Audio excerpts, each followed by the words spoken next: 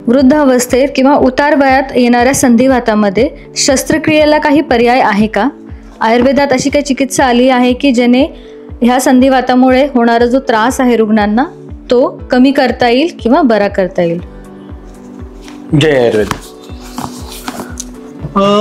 खरं तर संधिवात हा आजारच वृद्धावस्थेकडे जाणार आहे किंवा ज्या वेळेला शरीराच्या ज्या आपल्या अवस्था सांगितलेल्या आहेत आयुष्याच्या, बालपण, तारुण्य आणि वृद्धावस्था, तर तारुण्य सरताना संधिवाताची सुरुवात होते.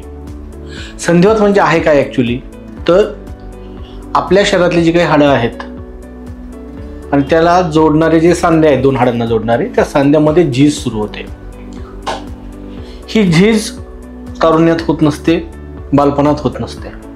ही झीज होते ही स्पेसिफिक वृद्धावस्थेत. त्यामुळं तारुण्य टिकवणारी औषधं वापरली की संधिवातावरती उपचार करता येतात. संधिवातावरती जी औषधं वापरतो आपण ती पण अशी आहेत: बला, गुक्षूर, अश्वगंधा, गुग्गुळ, जी वात कमी करतात. वृद्धावस्थेत वाढणारा जो काही वात आहे तो वात कमी करून त्या हाडांचं पोषण करणारी, अस्थिंचं पोषण करणारी, त्याच्यामधल्या ज्या कार्टिलेजचं पोषण करणारी जी औषधं आहेत ती औषधं वापरतात. आणि त्याही पलीकडं सगळ्यात महत्त्वाचा विषय येतो पंचकर्म. संधिवातामध्ये जर पंचकर्म केले आपण, पंचकर्माच्या जोडीला त्याचा योग्य आहार, पोषक आहार, पंचकर्मामध्ये काय काय येतं? मसाज असतो, त्यात औषध सांध्यांना प्रॉपरली तेलानं न्हाऊ घातलं जातं. जे लहानपणी जे आपण अभ्यंग करतो ते हाडांना बळकटी येण्यासाठी करतो ना, लहान बाळाला घालतो, सेम तसंच पंचकर्मामध्ये असतं की प्रॉपरली तेलाची मालिश, तेल जिरवलं जातं. वातस्य उपक्रम स्नेहनम स्वेदनम, म्हणजे पहिल्यांदा स्नेहन पहिला उपक्रम आलेला आहे, दुसरं सांगितलंच नाही काही, पहिलं फक्त स्नेहन सांगितलंय. ते स्नेहन करायचे, स्वेदन करायचे.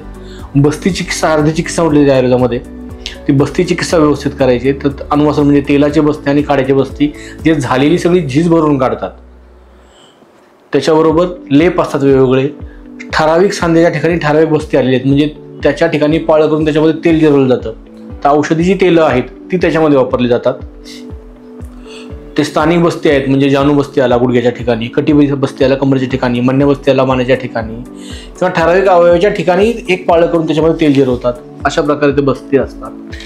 विविध औषधी वनस्पतींचे लेप घातले जातात, त्याच्यामुळे सूज कमी होते, वेदना कमी होतो, ठणका कमी होतो आणि सांधे जे आखडून बसलेत ते फ्रीली मूव्ह करायला सुरुवात करतात. त्याच्यानंतर नस्य येतं मानेच्या आजारांसाठी, बरोबर. अगदीच गरज पडली तर रक्तमोक्षण, म्हणजे अवगुंठित वात जो आहे, अडकलेला सांधा जो आहे तो खुला करण्यासाठी रक्तमोक्षण आपण करतो, अग्निकर्म करतो, विद्धकर्म केलं जातं. सोबत सगळ्यात महत्त्वाचं आहे व्यायाम. त्यासाठी आपण देतो फिजिओथेरपी. हे सगळे उपचार आपल्याला संधिवाताच्या पेशंटमध्ये प्रॉपरली विदाऊट ऑपरेशन, कुठल्याही ऑपरेशनची गरज नाही, हा रुग्ण आपल्याला बरा करता येतो. अगदी ग्रेड 3 पर्यंत जरी असेल तरी आपल्याला फक्त आयुर्वेदिक उपचारांनी, औषधांनी आणि पंचकर्मांनी विथ फिजिओथेरपी, व्यायाम आणि योग्य आहार यांनी ह्या पेशंटला नक्की रिझल्ट देता येतो. त्याबाबत कुठले दुमत नाही. अशा शेकडो नाही, हजारो पेशंटचे डाटा आपल्याकडे आज कलेक्ट आहे. जर काही शंका असेल तर खाली नंबर दिलेले आहेत, किंवा आम्हाला मेसेजमध्ये इनबॉक्समध्ये मेसेज करा, किंवा खाली जरी कमेंट केली तरी चालेल. धन्यवाद.